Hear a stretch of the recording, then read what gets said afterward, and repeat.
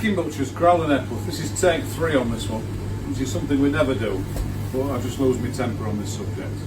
Right, the BBC have given meat a slating and anything connected with meat, and according to the 5 Live Drive programme last night, which I was listening to while feeding my cattle, anybody who eats meat, still eats meat, are ill-educated. So I took this to offence, didn't sleep particularly well last night. So I thought, here we go, well, let's give them something back, the BBC. So here we go. So this is a kilo of our finest rump steak. Yeah, this is home reared. It grazes on a foreshore with the sheep on a foreshore. Now this land that it grazes on is unsuitable for anything else apart from cattle grazing or sheep grazing. Yes, so that's part of the deal. And then the cattle graze, they come in our sheds in the winter time when it's unsuitable for them to be outside, the weather, and they produce manure from hay that is grown on that foreshore that they've grazed on all summer.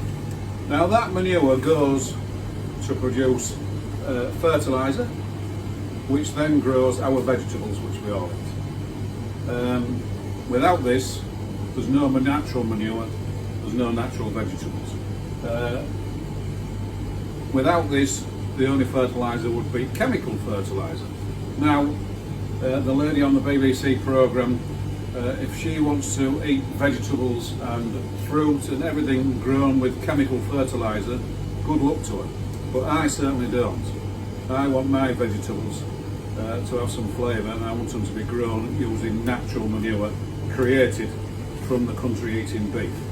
And as for a carbon footprint, why did she get on a plane and travel to South America and America to film a programme about beef when there's enough beef eaten in this country without going to another continent?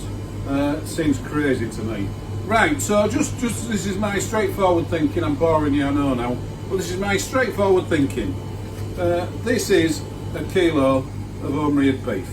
I will bet my bottom dollar that there's less carbon footprint in this kilo of beef than this kilo of avocados. Now these avocados have travelled from Mexico in a plane. This has never been on a plane. Yeah, each avocado uses or needs 320 litres of irrigated water per avocado.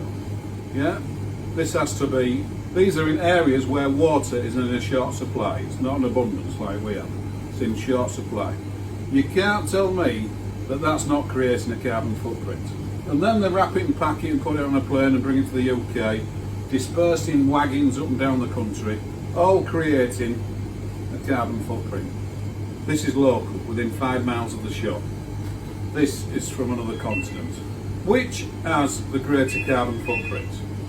To me, it's a no-brainer. But if the BBC can explain it to me, I'll willingly listen. But I aren't listening to trumped-up programmes which are just propaganda and so biased, it's unreal. So here we go. So this is my feeling for the BBC.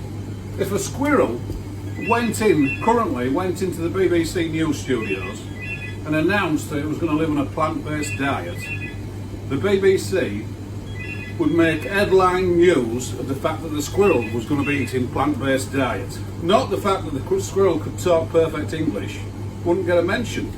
They'd say, this squirrel's going to live on a plant-based diet for the rest of their life, and we go, wow! What about the talking squirrel? Think about it, BBC.